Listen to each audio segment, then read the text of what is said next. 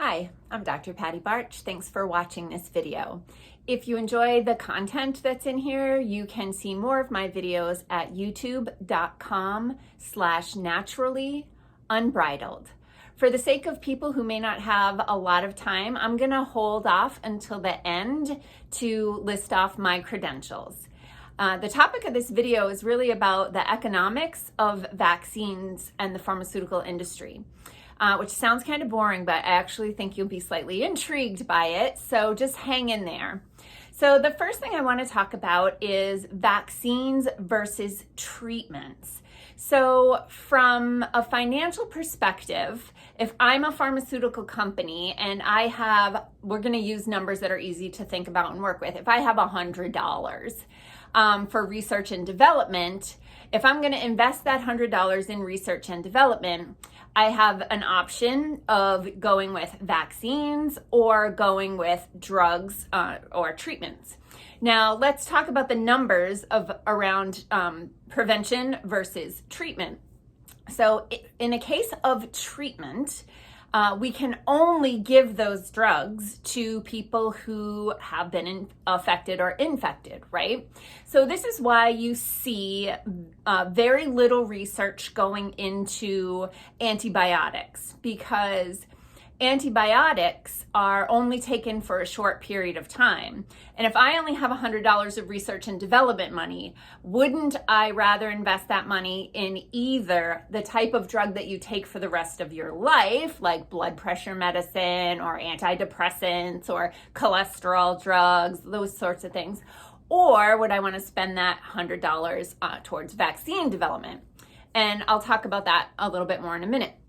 So if I'm looking at treatments, if I'm going to invest in the treatment of a disease, then I know that most likely this is a short-term thing. So you can think antibiotics, you take it for, 10 days to a few months, or even chemotherapy drugs. And that's part of the reason why chemotherapy drugs are so expensive, because that pharmaceutical company needs to recoup the costs and generate the profits that they could generate if they were developing something like a cholesterol drug that people would just take every single day for decades. So there's incentive for pharmaceutical companies to not come up with treatments for diseases because those are short-term customers.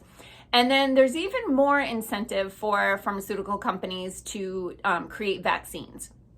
And the biggest reason, and there are many, and I'm going to get into them, but the biggest reason why it's to the advantage of a pharmaceutical company, which is a for-profit business, to generate vaccines is because they don't have to address just the people who are sick, right? Just the affected or infected population. Vaccines go into the whole population. So if I have 10 people and only one or two of them is going to get the disease, and I'm going to generate a treatment, a drug therapy, then I can only get profits from that one or two people. But if I create a vaccine, then I can generate profits from all 10 people. So that's one of the main reasons why there's been more and more energy and money put towards vaccine development, and why children today are getting dozens and dozens and dozens of vaccines, because we can make profits from the healthy population. So the other thing that makes vaccines such a brilliant thing for pharmaceutical companies to do for profits is because there is literally no liability on the vaccine manufacturer if you are harmed in any way by their product. Now, that is not the case for drugs. If the pharmaceutical company creates a drug treatment and you are injured in any way by that drug treatment, you can sue for damages. Vaccines, nope, you can't. You absolutely can't. There are laws protecting the vaccine manufacturers. And I'm going to read to you from the Cornell Law page, just a little blip. No vaccine manufacturer shall be liable in a civil action for damages arising from a vaccine-related injury or death associated with the administration of a vaccine after October 1st of 1988. If the injury or death resulted from the side effects that were unavoidable, even though the vaccine was properly prepared and was accompanied by proper directions and warnings. Which is kind of funny because proper directions and warnings involves informed consent. And informed consent means that you have been made aware of all the risks and potential benefits of the medical procedure that you are going in for. So again, vaccines are profitable because I can inject all healthy people. So I have 100% potential to get my drug/vaccine into the whole population. And if I hurt people or if it doesn't work, oh well, it doesn't matter to me. I have no financial responsibility to make sure that it's going to be okay. Not just in the immediacy of it, not just in like, oh, you get the shot, you keel over. No, but in the long-term potential for any adverse events or effects to develop over months, weeks, months, or years after the vaccine. Vaccine company, too bad, so sad, on their way to the bank. Okay.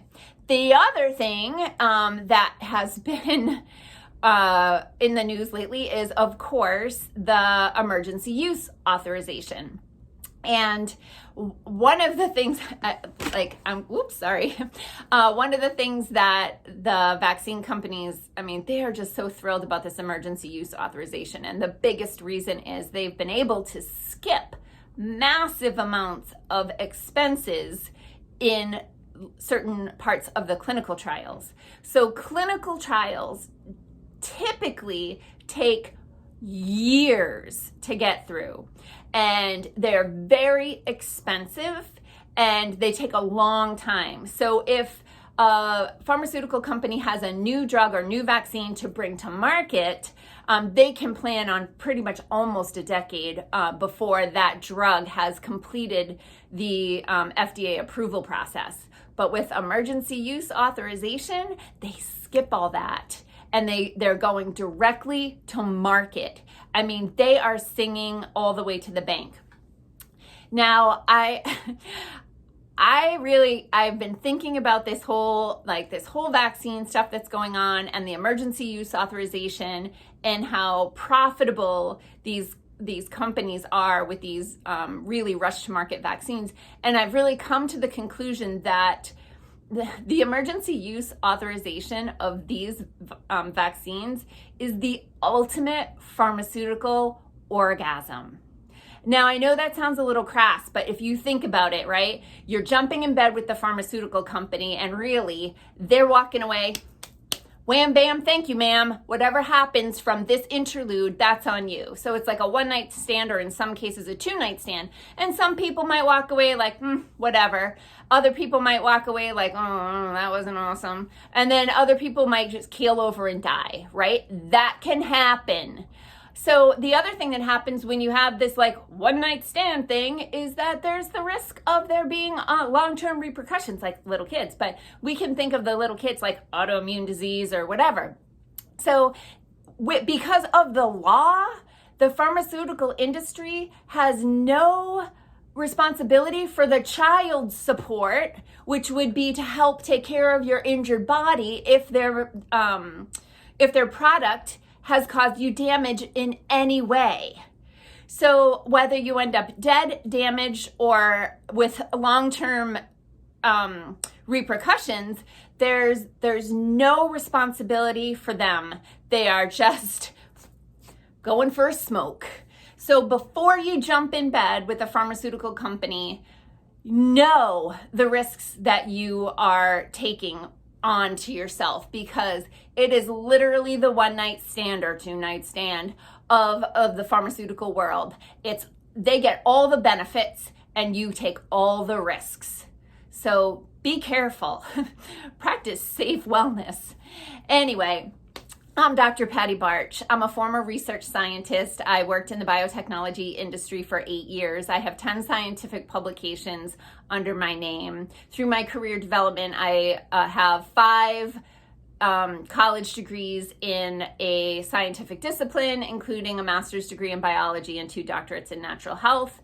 I currently practice as a traditional naturopath at Naturally Unbridled Wellness in Onalaska, Wisconsin, and I'm the founder of the Wellness Practice Institute, where I coach wellness practitioners in doing things like that, videos like this, and in having successful businesses so that they're able to help more people to achieve wellness naturally. So I hope you enjoyed this video. Again, there are more videos like this at youtube.com/naturallyunbridled. Peace out, peeps.